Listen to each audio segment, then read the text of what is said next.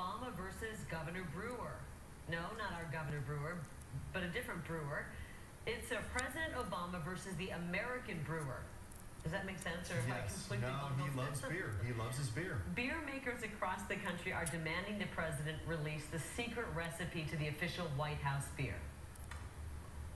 The birthers demanded his birth certificate, and now the brewers want the recipe for President Obama's home-brewed White House Honey Ale, brewed on the White House grounds with equipment purchased with his own money. Beer makers have even gone to the lengths of filing a request under the Freedom of Information Act and started a petition that states, quote, "In keeping with the brewing traditions of the Founding Fathers, home brewers across America call on the Obama administration to release the recipe for the White House home brew so that it may be enjoyed by all." As someone who follows politics, they're holding the story as long as I can. Rob Fulmer, president of the Arizona Society of Home Brewers Association, met Fox 10 at Scottsdale's Brat House, where craft beers are on tap and flowing and considered an art form. And he says this Obama beer brouhaha can only be good for fans of craft beer. I think it brings homebrewing to the forefront, so I'm perfectly happy if we have this discussion all the way to November and beyond.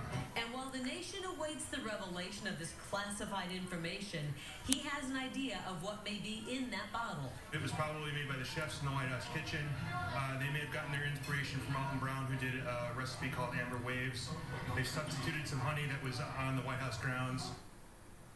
Boy, he's figured it out. I never, some people have a palate where they can tell what their beer or wine tastes like. I have none of that. You just like to slug it down. The buzz. When I was at the White House in November, we saw the whole thing. The beehive on the White House grounds, right at Michelle Obama's garden, where the bees are making their honey, and that's where this all comes from. Yeah. Did you secretly have a bottle of beer? No, I did not. We were not served any alcohol on the premises. Okay.